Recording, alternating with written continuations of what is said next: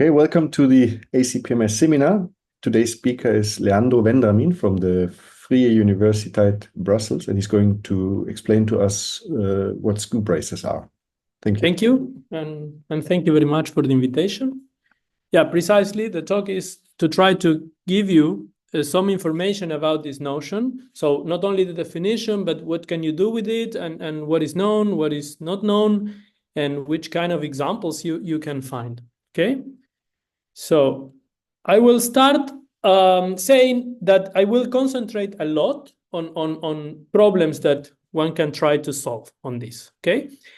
And yeah, so of course you can treat this as an algebraic object and with algebraic problems, but it's also related, and it is mainly motivated by the study of or some discrete version of the study, some discrete study of the Yang-Baxter equation, which is a very, very famous equation in math physics, of course, but also in pure math. Okay. So why you care about skew braces? Well, as I said, they appeared as a, it's an algebraic structure that codifies more or less several ideas that were flying around since, I don't know, maybe the 90s or the end of the 90s, or even before.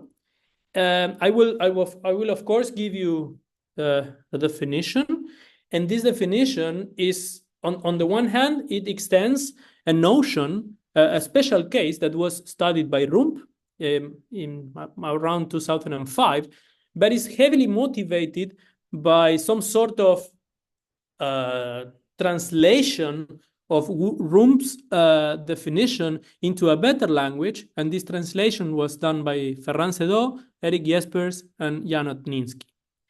And yeah, so let's start first with the motivation, right? So we want to consider set theoretic solutions to the Yang-Baxter equation. What is that? Well, you have a pair, XR, X is a set, and R is a bijective map satisfying a crazy equation, which is the Yang-Baxter equation.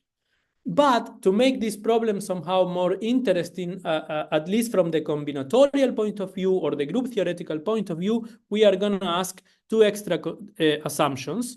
So if you write your map R from x squared to x squared like this, like I did there, using some maps sigma x and tau of y, then I'm going to ask the maps sigma x and the maps tau x to be bijective for all x. And then, well, it will be a solution of the Yang-Baxter equation if the Yang-Baxter equation is satisfied, which is this thing that I wrote there, right? R1, R2, R1 is the same as R2, R1, R2, where this is the standard leg notation, but in the category of sets, R1 is R cross the identity, and R2 is the identity cross R. And, well, the first people studied this are Gateva, Ivanova, and Vandenberg, Ettinghoff, Shedler, and Soloviev, Gateva, Ivanova, and Majid. Okay, they were trying to study this using different notions in algebra: group theory, group cohomology, or some other structures like more ring theoretical, or even monoids. Okay, good. So this is the Yang-Baxter equation, also known as the braid equation, because, well, you can if you use strands and crossings, then this is the picture that you see. Okay, very good. So examples. The first example, which is the trivial example for us, is just the flip. The flip map is an example of a solution to the Yang-Baxter equation. So note that because of these conditions that I ask on the sigma s and the tau of x, the identity is not a proper solution, right? It satisfies the Yang-Baxter equation, but it doesn't satisfy these properties that I want to consider. In some sense, it's very degenerate, the identity. That is why I don't care. So for me, the trivial solution will be the flip, okay? Okay, and then examples. So if you take any sets and a pair of commuting permutations on X, then, well, you can more or less twist the flip using sigma and tau, and you still get a solution. If you have more information, like more structure over X, then you can produce solutions in different ways, right? Like say that X is the set of integers more, or the ring of integers mod n, then, well, these two expressions that I wrote there produce solutions, okay? If X is a group, well, conjugation will give you a solution. And, well, this other formula that I put here will also give you a solution. That conjugation produces a solution is something very, very old. Maybe even in the, it appeared in the papers of Hurwitz more than 100 years ago. And the other expression, which is also quite crazy, this is, maybe it has 30 years or 40 years, was found by Wada, studying representations of the braid group. Okay. So, okay, all these solutions, these set theoretic solutions have very nice algebraic and combinatorial properties. They appear in the representation theory of braid groups. You can use them to produce some sort of non-commutative colorings of knots. So you get some combinatorial invariant of knots using them. Well, they appear in other areas, and they also have physical applications, okay? Very good. So, most of my talk, not most, but a big part of my talk will be about involutive solutions. So I will add an extra assumption, which is the involutivity of the map R. So R, the square of R is the identity, okay?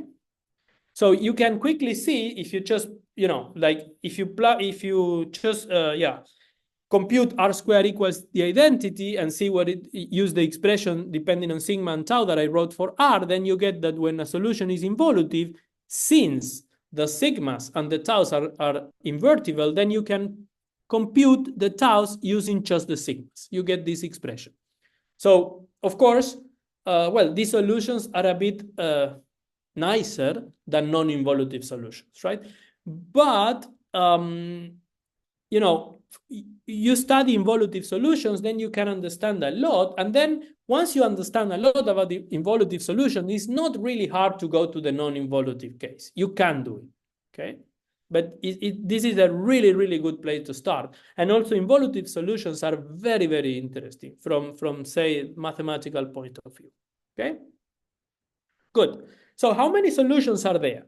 Well, I mean, it's not very hard to do, not by hand, but with a naive approach by computers. Maybe it's not so hard to do up to size 6. But of course, if you want to go further, this is not so easy. So Ettinghoff, Schedler, and Soloviev, like 30 years ago or 20 years ago, computed all solutions up to size 8.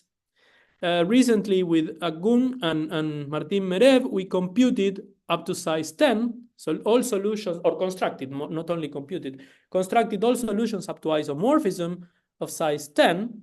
And for this, what we did was to use constraint programming techniques, okay, which is something that in principle had only, like, it was popular in like real world applications, right? The way I understand constraint programming is like it is a very, very smart and a bit secret way of doing a backtracking algorithm, okay? But I try to do like this sort of calculations by a naive backtracking, and it is not so good. You cannot go, maybe you can go up to size 8, but you cannot go further, okay? So 9 is impossible, and 10 is even harder. But I am a mathematician. I don't know much about computers, so I couldn't go further, right? Because, yeah, I did this in a very naive way, right? Even if I was using these constraint programming techniques, it was very naive.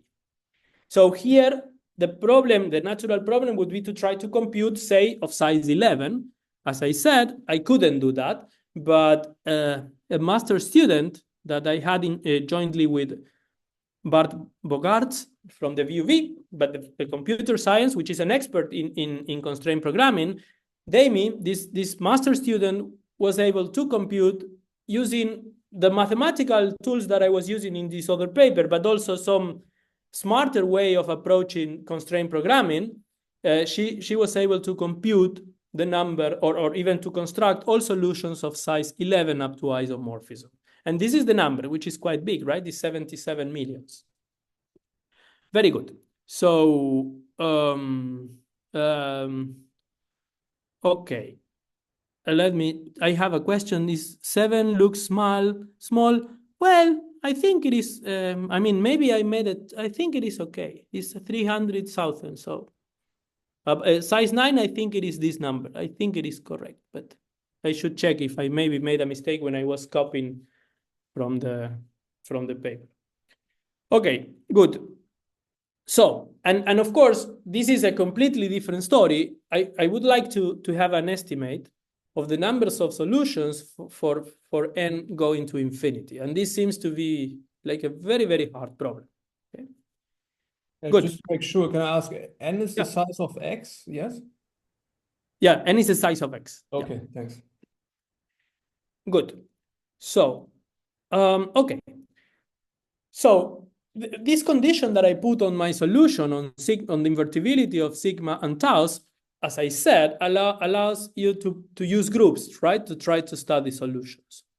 So one group that you can consider, you remember that when you have involutive solutions, it doesn't, I mean, if you have the sigmas, then you get the taus for free.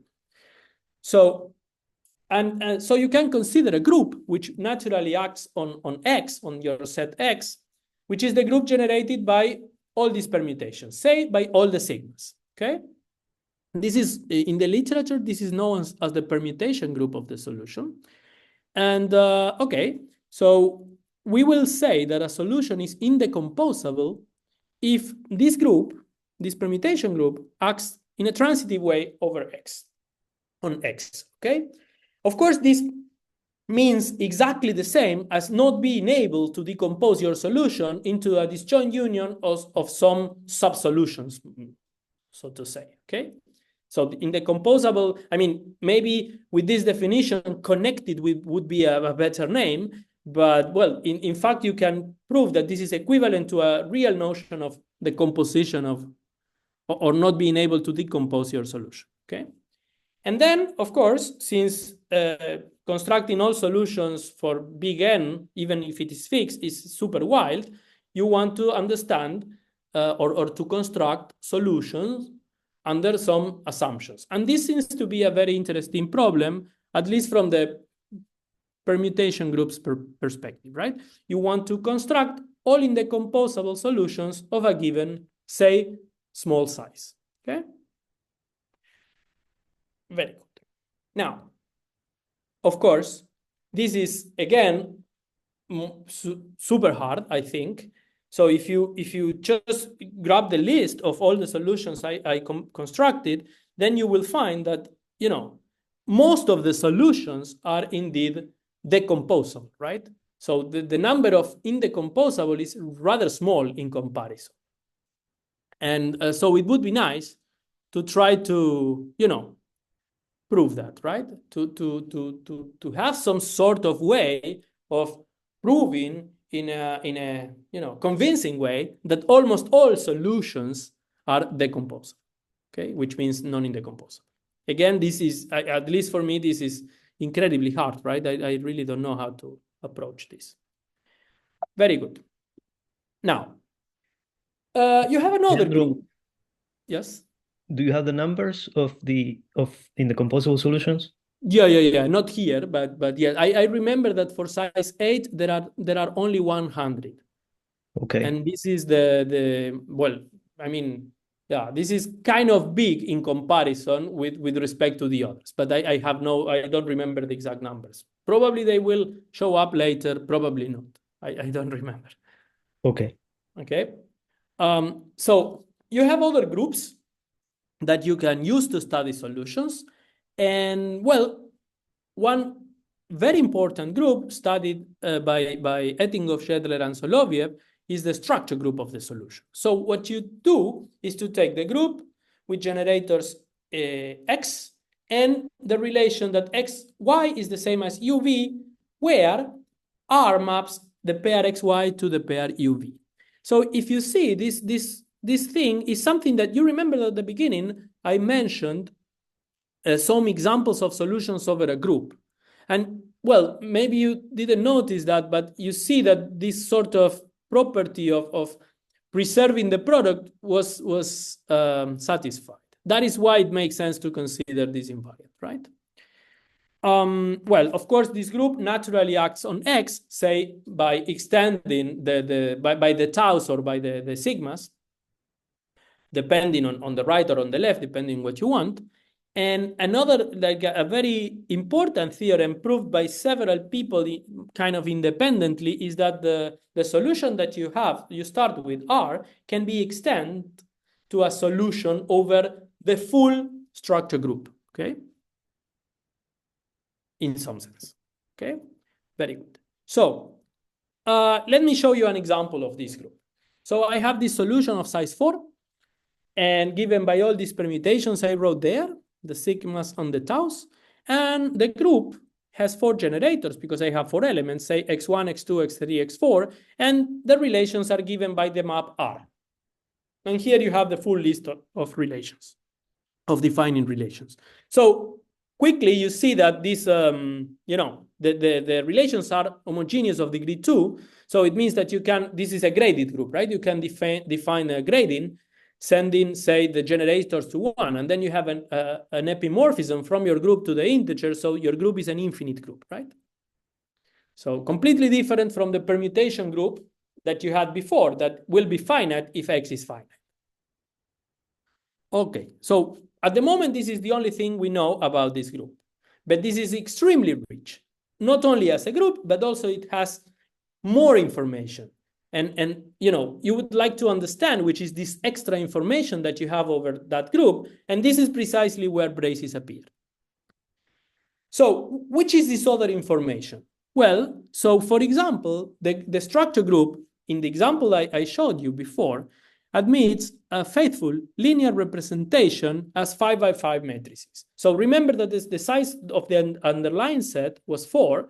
So you add 1, you have a 5 times 5 faithful linear representations with coefficients in the integers. Okay, this is something that this is hard to prove, but this is something that you have. This was observed by Yatingov, Shedler, and Soloviev. Okay, and very good. And you can go one step further. So the map, which is essentially reading only the last column and removing the last element, which is always a 1. So the map that goes from your group to Z to the 4, given by this, essentially just recovering the position of your generator, this is always bijective, okay? This is, again, a very, very strong property. In fact, this is a cocycle with the natural extension that you have from, so you have an action from G to X.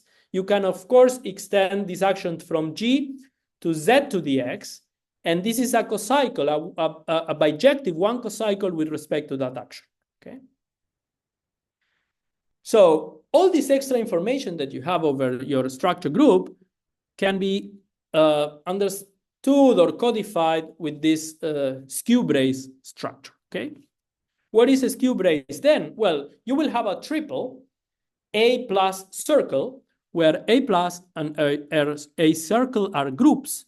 I'm using plus to denote an operation that is maybe non-commutative, okay? I know that this can be annoying, but, on the other hand, skew braces are so ring theoretical in some sense that, it's really not a bad idea to use plus for one of the operations. So you have these two groups over the same set and a compatibility. And the compatibility is some sort of left distributivity with some twisting in the middle, right? It is still very symmetric, the formula, but you have a minus A in between, right? So this is a skew brace.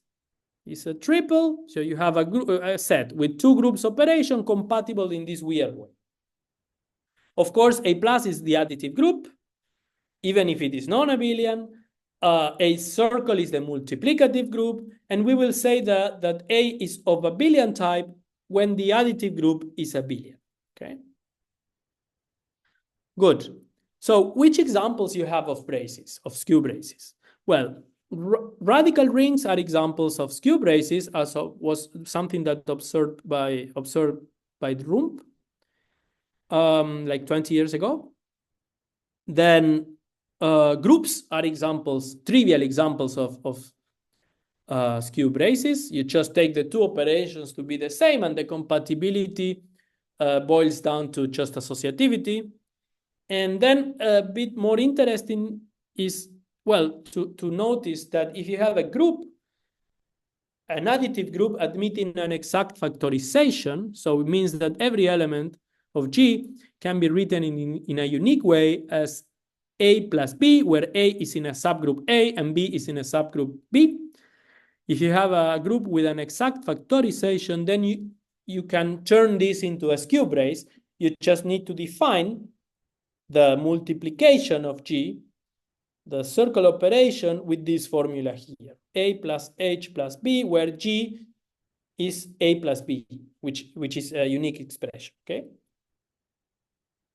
Very good. So these are three different examples. So you have, on the one hand, some ring theoretical objects or rings. Some particular classes of rings are skew braces. Groups are skew braces. And then, for example, groups with an extra information, right? This is not the full list of examples, of course. You have other things, but just to start, I think that this is quite nice. Good. What can you do with skew braces? Well, first of all, every time you have a skew brace, you have solutions to the Yang-Baxter equation. So more precisely, if you have a skew brace A, then the map given by this crazy expression that I put here, where you see I'm using the inverse of the plus operation, I'm using the circle operation, and the inverse of the circle operation. The prime denotes the inverse with respect to the circle operation. That formula that you have there gives you a solution to the Yang-Baxter equation. So this map is bijective, and the sigmas and the taus are also bijective. Okay. Moreover, you can see that this solution will be involutive if and only if A is of abelian type. So the additive group of A is abelian. Okay. Good. And yeah, for example, if you apply this formula to a group with an exact factorization, you recover a result by Weinstein and Xu that was for factorizable Poisson-Lie groups. They were using that to produce set-theoretic solutions in a paper, I don't know, I think it is from the 90s in Communications in Math Physics. But well, what this says is that, the Poisson-Lie structure is not at all important. It's just an algebraic thing, right? And which is the algebraic notion behind this? It's just that of a skew brace. Okay. Okay. So now let's try to see some sort of converse, right? So if you have say that you have a solution. So the structure group is not only a group, it will be a skew brace of abelian type if the solution is involutive. And the permutation group of the solution will also be a skew brace of abelian type if the solution is involutive. So you remember, right? I said that skew braces will produce solutions. On the other hand, well, solutions produce some skew braces, right? And then they produce, you have some sort of universal property, right? So suppose that you start with a solution, then there exists a unique skew brace structure over the structure group, such that the solution you can associate to it, because it's a brace. Skew braces always have a solution associated. So such that this solution satisfies this crazy property I wrote there, where iota is just the canonical map. So this crazy equation that I put here is not so weird, right? It's just saying that the canonical map from X to G of X is a morphism of solutions. Understanding that X is the underlying set of the solution XR, and GXR, so this structure group, is the underlying set of the canonical solution you have associated to a brace. And this is quite nice. And what you can also observe is that this map will be injective if the solution is involutive. Again, we go back to this phenomenon that involutive solutions are really nice, okay? So you have the same kind of things, but you have some identifications maybe in the general case, which you don't have in the case of involutive solution. And you can go one step further with the universal property, which is like this. So if you start with a solution and you have a map from your solution to a skew brace P, such that this map F is a morphism of solutions, then you have a unique a unique brace skew braces homomorphism from the structure groups to be such that these two properties are satisfied. One is that this phi is going to be a morphism of solutions again, and then you have this you factorize F through this map phi, okay? Leandro, yes. Here and before, when you view the group as a skew brace, yeah. What do you mean? One of the operations is addition? Yeah, exactly. Very good question. So the group is, since it is a group, one of the operation is already given, which is the circle. And then I put the addition. And you're not telling us how you define it? No, I'm not. Okay. Because I can. So what you can do is at the level of X, it's not very hard to see. It's just a very silly formula using the action. But then you don't have a closed formula for the general case. So if you have a word which is longer, then you have you need to compute it step by step, but you don't have a closed formula. Okay. Yeah, thanks. That is a very good question. Yeah. So and again, right? This is we proved this with Agata Smoktunovics, but this was around, right? This was not out of the blue. These similar results, maybe with a different language, with one or another way of saying or less properties, but this was there before in some sense. For sure, it is in the paper of Etingov, Shedler, and Soloviev. Which is the first paper with this sort of algebraic approach to set theoretic solutions. It is also implicit in some way in the work of Rump, and it was also done again in a different language in a paper of Lu and Zhu. So again, right? These are ideas that were flying around for some time, but you can put them in a nice context, in a nice framework with braces. Good. So now let me tell you some problems about braces. So, Etingov, Shedler, and Soloviev proved that if you have a finite skew brace with additive group abelian, then the multiplicative group is always solvable. Okay? So a natural question is the converse, right? So is every solvable finite group the multiplicative group of a skew brace of abelian type? Well, the answer is no. Okay? Rump more or less gave an argument to this, which is something that people that know a little bit about the theory of flat manifolds or something about Lie, some sort of theory related to Lie algebras maybe know this result. Rump gave a way of producing a counterexample to that. This was say that the calculations were finished by David Bachicher. So he presented an example, but it's kind of immense. And also it's kind of hard to reproduce, right? What he did was kind of, or what Rump also did was kind of translating a counterexample to a famous conjecture of Milnor from the 70s.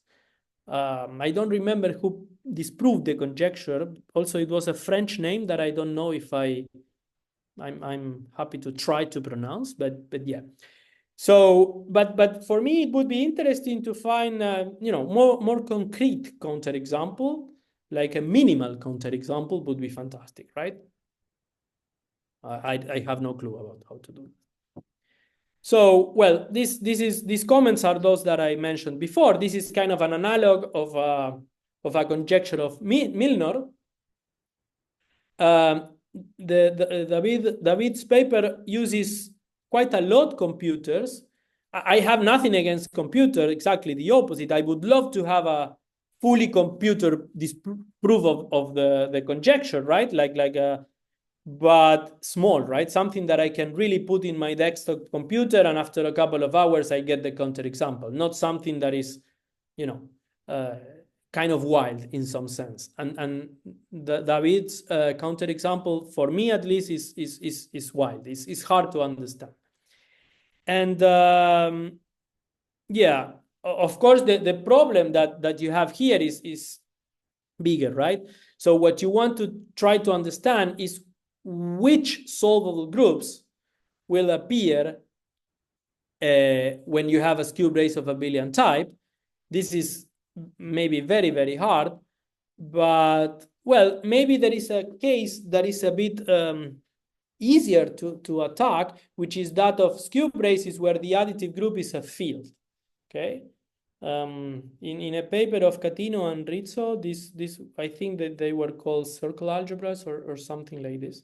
This is, I think, also quite interesting and quite connected to this theory of flat manifold and Milnor's conjecture and David's counterexample and everything, right? This is some sort of discrete version of that other theory.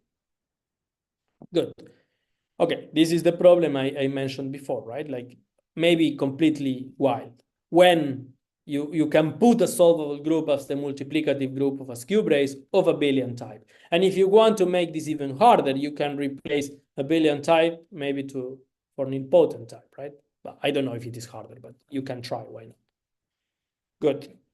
Another problem which is still open, this appeared in a different place. This appeared in the theory of Hopf-Galois structures. So suppose that you have a finite skew brace and the additive group now is solvable. Is it true that the multiplicative group will always be solvable? And we don't know the answer. So yeah, it seems to be true, but yeah, we don't know, okay? This appeared, that I said, in one paper of Biot in Hopf-Galois structures. And well, the problem now is a bit more famous. So it appears in this Kurovka notebook with problems of group theory. But we don't know. I mean, it seems that this could be true because it's known to be true in several cases. And it's also known that, if you have a counterexample which is minimal, well, it's quite particular, right? But yeah, still open. Good. And I mentioned before that skew braces were kind of ringy objects, right?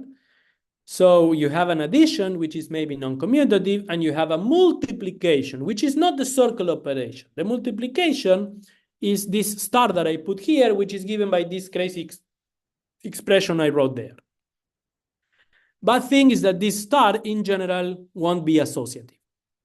So it's not really a ring, in general, but since it is not so far, you can use this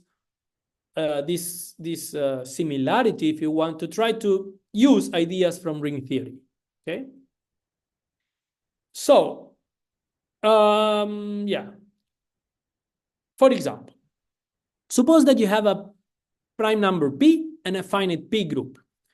Then you can construct the group generated by the k powers, where k is a fixed number, of the elements of G, and this guy is always a normal subgroup.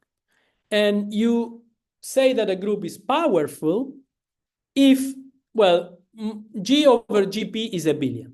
As usually, as it happens regularly when you have primes, P equals 2 is always, annoying and complicated. So this definition of powerful is fine if P is bigger than 2. When P is 2, then you need to ask not that G over G, the square of G is abelian, but G over the fourth power of G is abelian.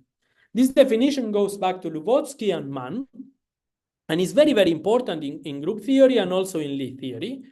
And, well, it is kind of the basic or the basis of another open problem that I think it's quite interesting, which is this one.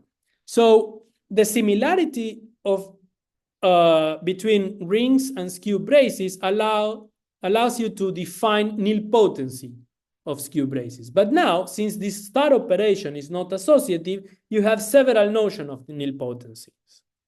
For example, you have a right nilpotency, which is this definition that I put here, right? So we will say that the brace A is right nilpotent if A to the n is 0 for some n, where you define this sequence as follows. So the A to the 1 is A, and A to the k plus 1 is A to the k star A.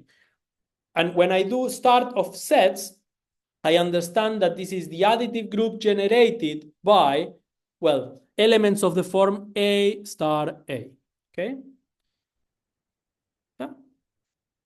So, and there is a conjecture of Shalev and Smoktunowicz's that says that if you have a prime number and a skew brace of abelian type of size a power of p, if the multiplicative group of A is powerful, then A is always right nilpotent. Okay, this seems to be true again. I checked with the computer a lot and I couldn't find any counterexample, but I also couldn't prove that. Seems interesting. And I'm just mentioning the problem here, but there is a lot of math behind this, right? Not only a bit of ring theory, but also Lie theory. That is quite interesting and quite deep. So, for example, Shalev and Smoktunowicz's proved this using some sort of bijective correspondence between certain type of skew braces of abelian type and Prelli rings, and some similar property holds for Prelli rings. So they were able to prove this for skew braces under some assumptions, right? But the thing is that this Lie theoretic, this correspondence with Prelli rings does not work in full generality, so that's why the conjecture is open, okay? Good, and let me try to go back. So you have these ring theoretical notions, and you were studying skew braces, which are ringy objects, to study solutions. So what if we go back to solutions, right? So let's go back to solutions, and especially to involutive solutions. So when you have an involutive solution, you can define an equivalence relation. You will say that x and y are identified if and only if sigma of x is the same as sigma of y. And interesting is the following fact. Not that this is an equivalence relation, because this is trivial, but the interesting thing is that this equivalence relation induces a solution on the set of classes, okay? And this is called the retraction of X. So you just have your solution, you identify elements if you can using this relation, and then you get something which is also a solution, also involutive, but maybe smaller, okay? So what you see from the list of solutions I computed, I showed you at the beginning, is that really almost all of them admit retractions.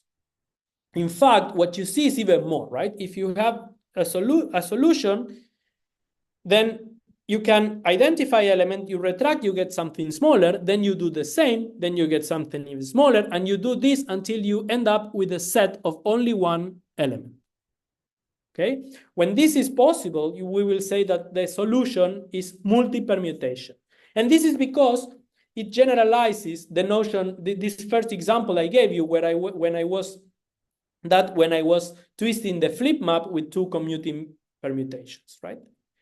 So, and the problem that I find very interesting here is to prove, again, by some real, doing some real mathematical argument, that almost all solutions are indeed multi-permutation, okay? So it means that more or less, like generically, if I pick a solution, then I can identify, I get something smaller, I can identify again, I get something even smaller, and I do this, and after a finite number of steps, I end up in the singleton, okay? And the super nice thing is that a solution is multi-permutation if and only if this skew brace, the skew brace that I have over the structure group, is right nilpotent, which is the equivalent to say that the permutation group of the solution is right nilpotent. So this algebraic notion of nilpotency that I was discussing, this one that it involved the conjecture of Shalev and Smoktunowics, corresponds to multi-permutation solution. So this seems to be interesting, right? Because this also suggests maybe that almost all skew braces, finite skew braces of abelian type, are right nilpotent, right? Which is kind of this, you know, in group theory, you also have this folklorical question saying that, oh, almost all groups are nilpotent, right? This is some sort of the same thing. Good. Let me give you a concrete example. So you have a solution of size 5 given by these permutations. I don't write the taus because we know that we can get them from the sigmas. This is multi-permutation, okay? So first of all, you can identify 1, 2, and 3. And then, well, you get something smaller, and then you identify again, and then in the end, you end up with a singlet, okay? And here is the list of numbers of solutions, involutive solutions that are not multi-permutation, and then you can compare with the total number of solutions. So you see that the number of solutions that are not multi-permutation is rather small, no? That is why I believe that almost all, whatever it means, should be multi-permutation. Okay? And it's nice that you can detect in advance multi-permutation solutions using a bit of group theory. Not only using the skew brace theory or with nilpotency, you also can do some group theory. So this is a finite group acting on the solution, right? So you can, for example, you have these results. So a solution is, say that you start with a finite involutive solution. If this permutation group is cyclic, then your solution is multi-permutation. If it is abelian, it's multi-permutation. If it has abelian Sylow subgroups and satisfy the Sylow tower property, whatever it is, some group theoretical thing, then it's also multi-permutation. These are theorems that are there, right? Like the one was proved by Room, 2 was proved later by Sedó, Jesper, and Odninsky, also independently by Peter Cameron and Gateva Ivanova. 3 was proved by Ballester, Bolinches, Meng, and Romero.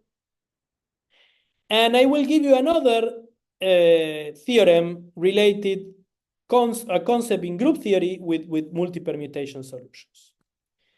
We did this with David Bachiller and Ferran Sedó.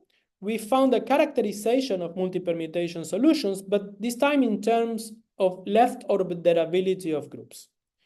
So what is a left orderable group? Well, you have a total order on G, which is compatible with left multiplication.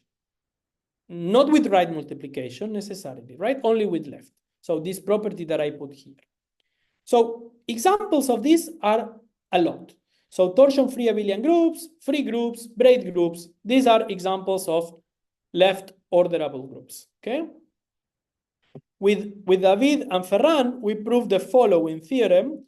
So you start with a finite involutive solution, then your solution will be multi-permutation if and only if the structure group, with respect just to the circle operation, if you want to think that this is a brace, just the group with the circle operation is left orderable. So one implication was proved, I don't know, in 2004, I think, by Jesper and Odninsky, and independently by Fabien Chouraki. We proved the other one, right? That is very hard. And you need to use, again, for doing this, the theory of braces. Good. As a corollary, with Emiliano Acri, my PhD student, and Rafał Lutowski, we got, for example, the following result.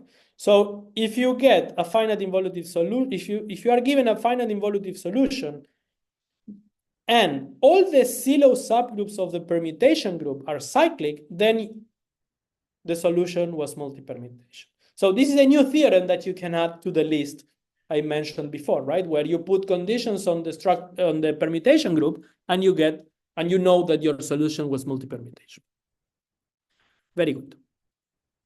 So this is also related in some sense with the famous Kaplansky unit problem. Okay, the problem was formulated, I don't know, in the 40s or something, probably not originally by Kaplansky, but well. So you have a torsion-free group G, and then you say you construct the group algebra, the complex group algebra. Is it true that this guy has only trivial units?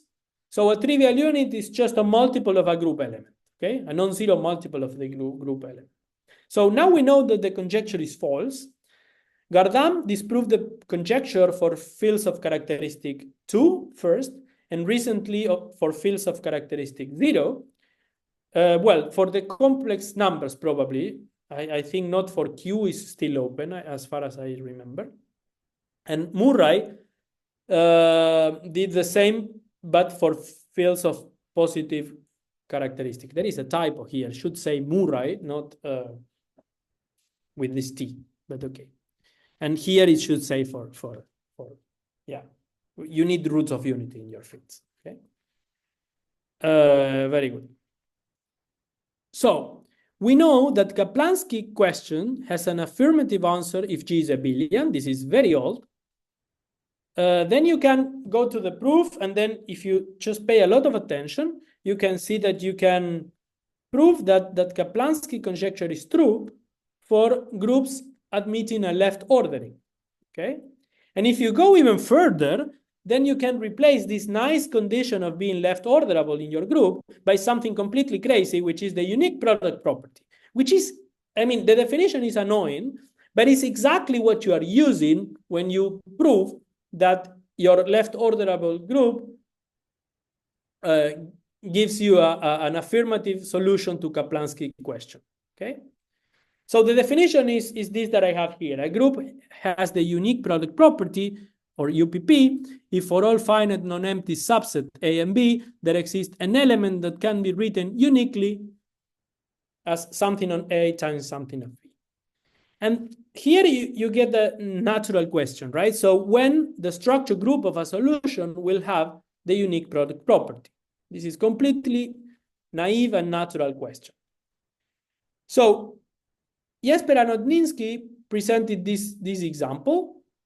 So you have this solution of size 4, this structure group. Well, this structure group doesn't have the unique product property.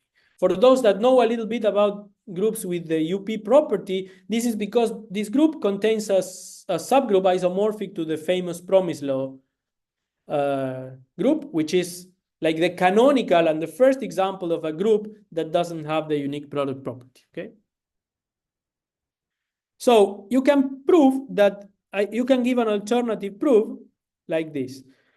So you define some crazy set, but this is the set that appeared in the paper of Promise law for some set X and some element X and some element Y, and then you prove that S square, so every element in S square admits two different decomposition as something on S, something on S, okay? So you can prove that this, you can prove like by hand, say that this group doesn't have the unique product property. But then you say, okay, but you have a group with a finite presentation. How can you check like equalities like this?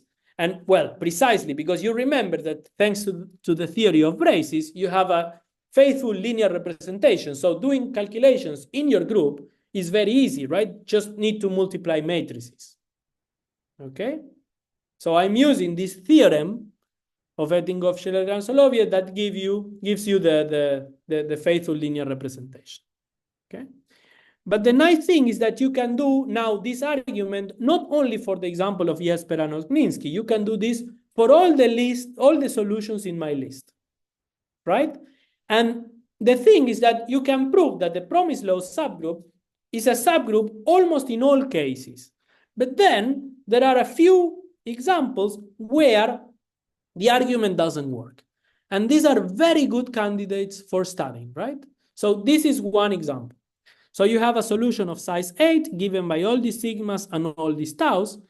And this is not a multi-permutation solution, even though you can identify 1 and 2, 3 and 4, 5 and 6, and 6 and 8, sorry, 5 and 7 and 6 and 8, then you cannot continue identifying things until you get the singleton. So it's not a multi-permutation solution, which means that this group is not left orderable, right? So now it makes sense to ask if it has the UP property. And the funny thing is that, I mean, this is interesting to know and to think, but this is also a good candidate for Kaplansky problem. Now, Kaplansky problem is more or less solved, right? But yeah, it is still, you still have a family of groups that you could try to use for Kaplansky problems or related problems. And before finishing, I will give you one more problem, which is this one. So you start with a solution, and I would like to compute the growth series of the structure group. What does it mean? So when you have a group and a finite set of generators, you can produce the Cayley graph, right? So the Cayley graph has vertices in G, and the edges are in G cross X. So here you have, for example, the free group in 2 generators, okay? And well, so you can consider balls. So the ball of radius n is just the set of elements in your group which are, well, close to the identity, okay? And this is finite, so you can compute the size of the ball. And we will say that the pair Gx, G is the group, X is the generating set, has a rational growth if its growth series, which is this formal power series that I put here, so you put the sizes of the balls as coefficients of your series, is a rational function. So it's a quotient of 2 polynomials, okay? And there is a theorem of Benson that says that if your group is virtually abelian, so meaning that you have a finite index subgroup that is abelian, then the pair Gx has a rational growth for all finite generating sets X. And the Benson's paper contains an algorithm, okay? Not maybe super easy to implement, but it contains an algorithm. So it's a kind of a constructive proof. So, okay, so the problem would be to try to compute the growth series of the structure group of a solution. And this makes sense precisely because those groups are virtually abelian. You can indeed prove, and it's not very hard, that these groups are virtually abelian. So by Benson's theorem, they will have a rational growth series, okay? In the case of involutive solution, this is very, very easy because you get more or less the polynomial ring. So this is not interesting. But the other one has a lot of combinatorics that I think, well, it deserves to be studied. I think that's it. Yeah, that's it. Thank you.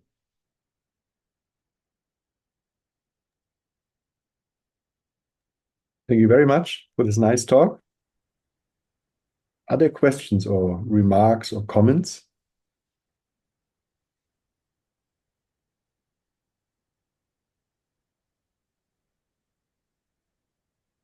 Maybe I start with a very general question. Sure. Is there sort of an infinitesimal version of this skew brace theory? Yeah. What you can, I don't know if this like there's this sort of classical Yang-Baxter versus quantum Yang-Baxter, and is there some way of thinking Lie algebraic? So one thing you can do is to like, this is kind of very group theoretical, right? So one thing you can do is to extend this to Hopf algebras, at least co-commutative Hopf algebras, okay? And then with co-commutative Hopf algebras, you have more or less the same theory, but now you have a co-commutative Hopf algebra that if you specialize to a group algebra, you recover this. But you could also specialize this to the enveloping algebra of a Lie algebra, right? And there you get this infinitesimal version, which I think are these Bimber algebras in principle. So I think that the least theoretical notion is that of Bimber algebras, or there are several names for this. Gerstenhaber, Freely and left symmetric. and all these, Yes, so I don't know if this is a good reply to your question, but definitely that there are things that they are to explore. Thank you. I think a question by Dominique in the chat. Maybe Yes. you want me to read this, Dominique? And So how are the permutation group and the structure group related? Yeah, Dominique doesn't have a mic, so. Very good. So you both are skew braces, right? So remember that skew braces are like rings in some sense. They have nothing to do with rings, but they are like rings. In particular, you can define ideals there. Okay? The permutation group, the permutation brace is a quotient of the structure brace. So the structure brace has an ideal, which is called the socle, which is essentially the set of guys that are acting trivially.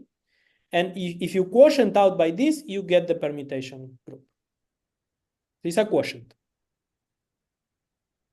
Okay, he says, thanks. Are there other questions or comments?